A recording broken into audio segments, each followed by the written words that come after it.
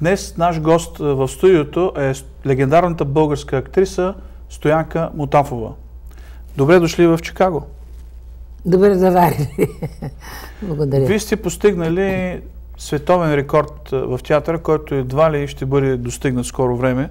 Чувствате ли се като Стефка Костадинова в българския театър? Вижте, аз не знам тя как се чувства, но моето мнение за нея е, че тя е един много скромен човек. Независимо от постиженията, които има, доколкото я познавам, има нещо много човешко, много добро в нея, което на мен ми много импонира. Не обичам хора, които постигнали нещо, започват да се държат по един особен начин, на някаква надменност и така нататък. Това ми е чуждо. Гледат на високо. Да, да гледаш на високо на всичко, на света, на нещата, на хората и т.н. Това ми е чуждо, абсолютно чуждо ми е.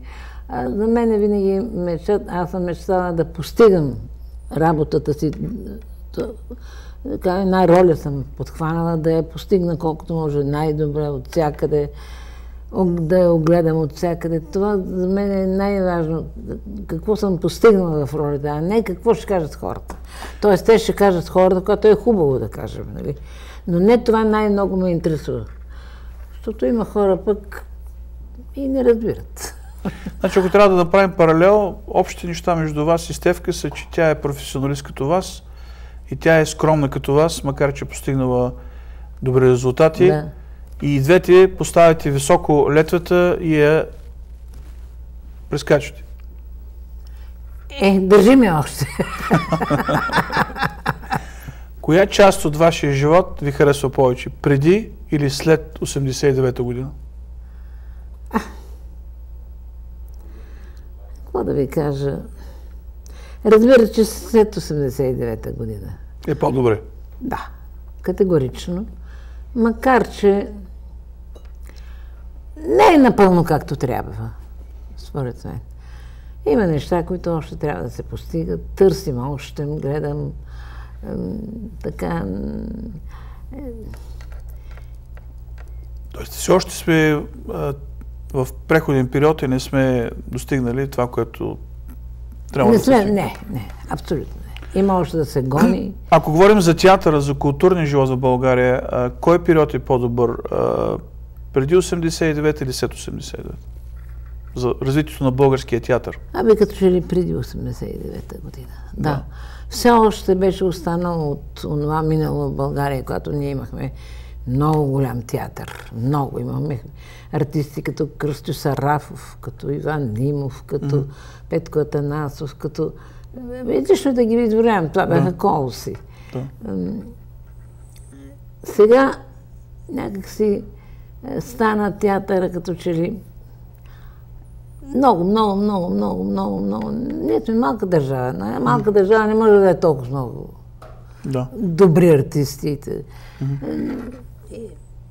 Започнахме малко да имитираме света.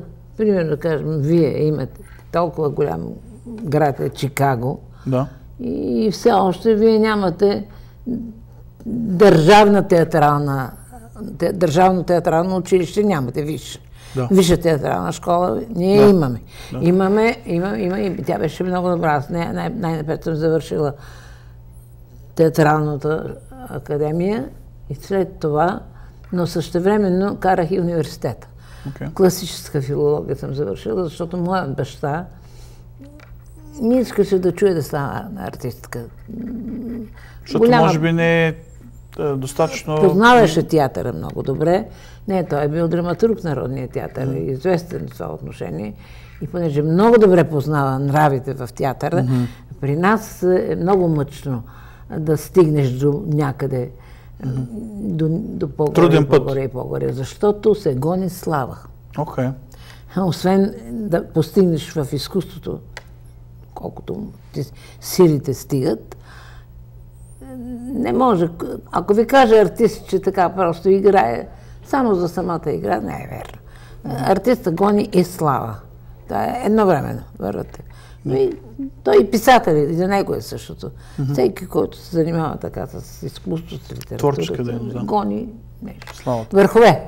А тези върхове не се постигат лесно. Да.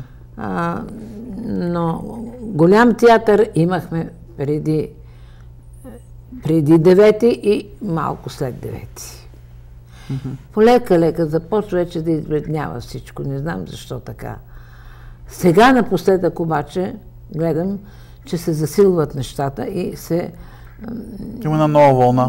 Гледат да се натъманят, така да мъчат се да хванат истината, голямата истина, защото голямата истина не се хваща лесно, не се лови лесно. Ние минахме през много етапи. Тук, там, опитваме, опитваме, оно и... То не е така лесно и така просто. Всъщност, изкуството е и много просто, и много сложно. Там е работата. Абсолютно. Има ли комедиен актьор, който да е в състояние да ви разсмее от все сърце? Не. Аз не се смея на комедии. Не. Още аз не съм човек, който много лесно се смее. Но когато се смее от сърце... Трудно е да ви разсмее някой? Лъчно ме разсмиват мене. Аз, макар съм комедийна актриса, предпочитам да гледам драматични пиеси. Не знам защо. Може би защото на другото съм се понаситила малко. Казват, че хората, които са комици, са в живота тъжни хора. Аз съм почти трагик в живота. Кажи нещо смешно, като ми кажете. Оставете ме на спокойствие. Аз не мисля за смешки. Аз мисля винаги мрачно. Аз съм малко мрачен човек. И никой не може да повярва, че аз не съм непрекъснато весела, че непрекъснато не се смея. Верно, когато се смея от сърце. Но това е много рядко. Много рядко. Общо взето съм... Кога се смяхте за последен път? Като чуя някой, че каже нещо смешно, смея се, аз не че не се смея, но не съм от хората, които от най-малкото се смеят. Да. И съм по-скоро мрачен човек, отколкото весел в живота. Много хора търсят непрекъснато информация за здравословна вода и храна, здравословен начин на живот като цяло. Вие полагате ли усилия в това отношение? Никакви. Абсолютно никакви. Чувам мои колеги, това не знам какво, ящето и ящо, но и това е... Органична храна, биохрана? Каквото има, такова ям. Хич не се придържам към това нещо. Може би не съм права, де. Аз от предишни ваши интервюта съм чувал, че вие едно от вашите хобита е да си хапвате. Какво да правя? Да си хапвате, да ядете. Аз много обичам да ям. Да. Много. Много. Апетит не ми липсва, слава Богу. Да. Аз обичам да ям и ми е приятно, когато ям. Така че, когато съм гладна, мога да си намажа на една филия майонеза или хляб, масло с сирене, припечена филия, стига да има какво да се яде. Следват няколко въпроса на читатели на Вестник България сега. Това е наш печатен медиен формат. Този вестник излиза всяка седмица и е 72 страници от месец май 2005 година. Ричард Денизов, ако бяхте американска гражданка, за кого бихте гласували? Хилари Клинтон или Доналд Трамп? Мисля, че за Доналд Трамп. Доналд Трамп. Да. С какво ви привлича, да? Не знам, този пост ми се вижда за мъж. За мъж. И доста работи съм чувала. Не ми се иска сега това да го кажа пред телевизията. Да, но като цяло от информацията, която имате, той ви така имате по-голям афинитет. Натъжава към Тръмп. Окей. Ива Минкова, винаги ли сте имали настроение и желание преди да излезете на сцената? Не. Не. Много пъти никакво.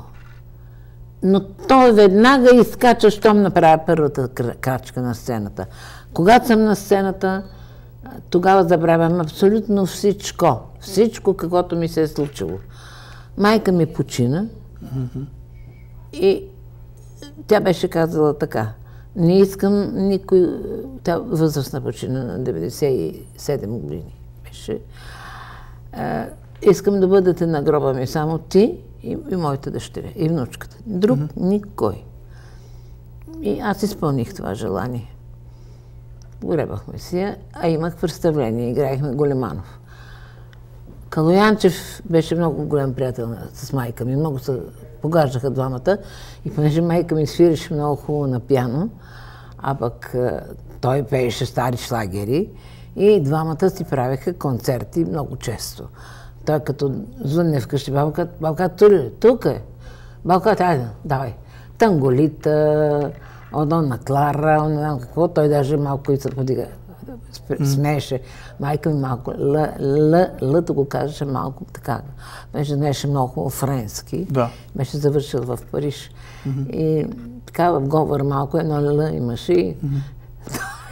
И Одона Клара, сигурно много меко л е употребявала, че той беше кръстил Калоянчев, беше кръстил Одона Кляра. Одона Кляра, да. И той влиза в гримьорната моята и вика: как може, Стояно? Одона Кляра починала и ти да не ми кажеш. Викам, Кали, това беше нейното желание. Така и така, така и така. Даже и Калоянчев не е искала да присъства на... Моля? Даже нейният приятел Калоянчев, тя не е искала да присъства на гроба. Искала, само аз и... Да. Това беше нейното желание и аз го изпълних. Викам, аз изпълних желанието на майка си. А те двамата много се обичаха, нали, и правиха театър. Двамата пееха, свиреха. Те нямаха пиано, той ще дойде у нас. Мама сяда веднага на пианото и почва да свират, да пеят двамата и не спират. Веска Георгиева, откъде черпите енергия и сила за живот? Да знам, тя си е в мен, да ви кажа право. Не черпя от никъде, даже най-страшното да ми се случи, стъпали на сцената, аз забравям всичко останало. В едно ваше интервю, мисля, че вие казвате, че вие черпите, нали, мотивация и енергия от самотата. Да. Аз много обичам. На мен самотата не само, че не ми тъжи, но тя ми е необходима. Зарежда ви с... Тя ме зарежда, точно така. Аз мога да седа вкъщи с седмици, с месеци, без да излеза никъде и да си мисля, животните. Особено когато имам някоя по-сложна роля, се усамотявам, гледам да бъда съвсем сама и да мисля върху нещата. Тогава се чувствам най-добре и най-творчески работя тогава. Да. А не така хахо-хихи с хората, да търсят смехори и такива работи. Не. Напротив, когато имам комедийна роля, най-много се съсредоточавам така, доста мрачно. И последния въпрос от наш читател Евгений Стоянов. Ако не бяхте станала актриса, с какво бихте се занимавали? Археология. Археология. Това беше и на баща ми мечтата. Той беше драматург в Народния театър някога, но сам се отказа от театъра и стана директор на архивния отдел в Народната библиотека. Занимаваше се с намиране на стари ръкописи и изваждане на неща, които в историята не се знаеха. Той знаеше всички европейски... И това ви харесваше? Знаеше всички европейски езици и много арабски. Дори знаеше арамейски. Езика, на който той е говорил Христос. И мечтата му беше, аз бях класичка, като ученичка в гимназията, старогръцки и латински.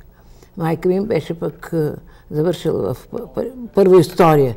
Завършила, след това, понеже не е имало в България още катедра за класическите езици, тя отива в Париж и в Сорбоната свършва и се връща и става учителка в първодивическа по латински и старогръцки.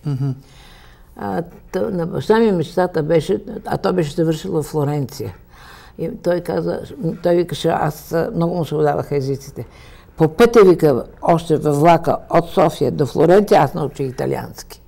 Покрай латинския. Значи ние много учихме латински.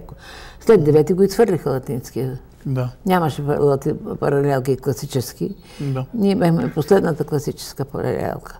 Сега вече има в България класически гимназии и много са така придирчиви към тези, които се явяват там на конкурс, защото за да учиш класическа филология, това не е... Но общо взето вашето семейство са говорили най-различни езици. Не, майка ми и баща ми. Да. Главно. Да. Аз се дразних, като ги чувам, че говорят френски. Мисля, че се преструват. Като бях малко дете, мислех, че нещо крият от нас и какво ли. А те от прислугата, така. Даже съм запомнила малко, като бех това. Па devant la domestique, не пред мъжната помощница. Мъща ми, на майка ми, като раздрънка много и обръща на френски. Оттам намразих френски. Майка ми искаше да уча френски, аз немски. Бях си немска паралелка. Оттам до края, докато свърших и се научих немски в гимназията. Не съм ходила нито на уроци, нито нищо.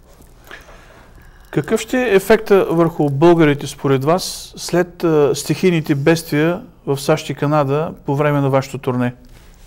Различно. Които ме обичат, се радат. Които не, се нервират. Като навсякъде. Не, това не ме интересува. Не ги питам какво мислят. Никого не питам. Кой каквото ще трябва да мисли. Аз мисля, че в Чикаго хората, това, което предстои утре в театър Коперникус Център, от информацията, която имам, това ще е рекордно посещение на театрално представление, поне в цялата история на нашата общност. Никога не е имало и не е имало по-голямо посещение на театрално представление. И това ме радва. Дано да съм в настроение да направя добро представление. Обикновено се зареждам така, ама всичко става. Да, така че мисля, че ще имате една приятна среща с великолепната чикагска публика утре. Да. Аз не за пръв път играя пред чикагска публика. No. Това ми е 3-ти или 4-ти път. Но това ще е най-голямата публика от всички ваши представления. Огромна зала, пълна. Да, това ще е пълна зала и там, доколкото знам, залата събира 2000 души. Така ли? Да. Много е. Какво е вашето мнение за Пети Романова, вашия организатор? Прекрасен човек. Тя е първо много интелигентна, много образована и много работлива. И тя знае много езици. Моля? И тя знае много езици, научила ги и то много добре. И освен това, тя работи много яко. Толкова е работлива, толкова е грижлива за всичко. Всичко трябва да изпипва нещата, всичко. Нищо не предскача, нищо не претупва. Няма за нея така, хайде сега. Не, всичко трябва да бъде изпипано. А тя е много здрава, така физически, да чукам на дърво. Има енергия. Да, има много енергия и тази енергия й помага, тя я влага в работата си. Тя обича много работата си, много. И това много ми харесва в нея. Както и аз обичам моята работа. Аз не мога да си представя да обичам нещо друго, освен театър толкова много. Колко пречки съм имала. Първо в семейството си, баща ми. А от толкова театър. Помня, имахме много хубава къща на Дондуков в София. Бомбите ни стъбориха, връзнаста едва ни извадиха живи. И имахме хубава градина, която се косеше. Тогава с коса. Нямаше още такива, като малко дете. И аз не давам да се прибере тревата, защото веднага от тревата ще направя декор. Ще кресла, канапета, не знам. Като прозорци правя, какво струвах това. И ще нареда някакъв салон. И някоя пиеса ще играем. И какво ли, или пък да кажем, игралихме много често Троянската война, много често я играехме. Много. Изобщо от дете, прочета ли някоя книга, аз веднага трябва да я видя разположена на сцена. Даже ви казвам, че с окосената трева съм си правила декори в двора. А бех много малка, съвсем малка, много палава. Много тичах из улицата.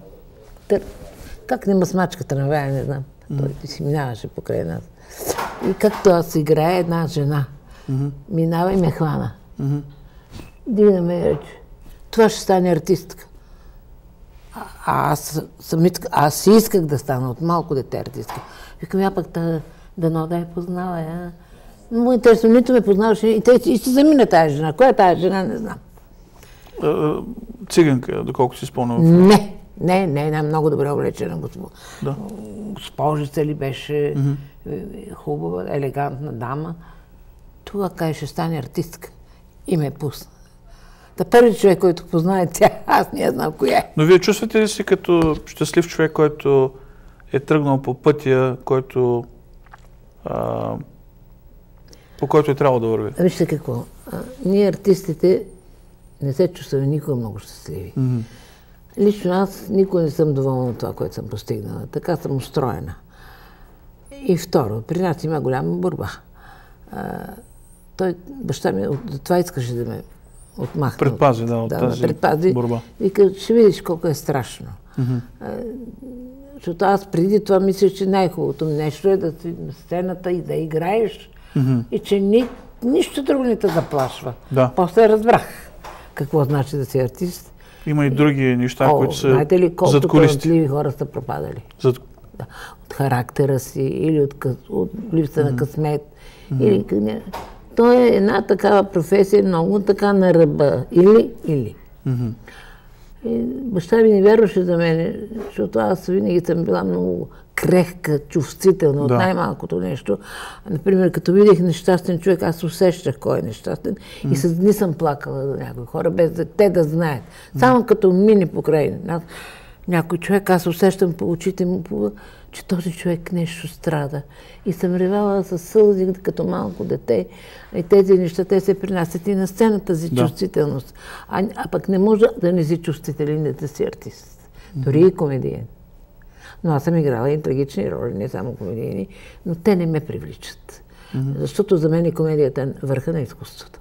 Не случайно в древна Елада се е последен след всичките трагици.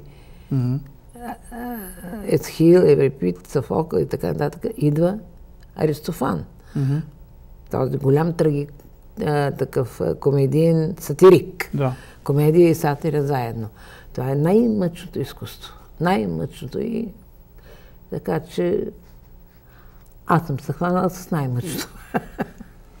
И най-важно е, че сте успяли. И дано да е така. Има моменти, в които чувствам пълна нула. Това е, може би се случва. Това е типично за хора, които занимават с литература, изкуство. Тези неща са много тънки работи. Да, но съдейки по всенародната обич към вас в България, извън България, явно, че сте... аз не съм надландисъмната от това нещо. Да. Какво не искате да пожелаете на българите в САЩ и Канада? Какво не искам да пожелая? Да. Първо, аз не искам да пожелая да са болни, да са живи. Ето, идвам до пожелания, да са здрави. Защото здравия човек може да твори болен човек. И това може. И второ, не искам да им пожелая да се захванат с нещо, което не е за което те не са създадени. Дано всеки да се захване за това, за което е роден. Според мен, това е щастие. Да, определено, да. Просто аз им пожелавам по този начин на всички да бъдат щастливи, ако работят това, за което са създадени. Да не са се избъркали пътя. Благодаря ви и ви желая успех на вашето северноамериканско турне. Благодаря ви. Благодаря и аз ви благодаря.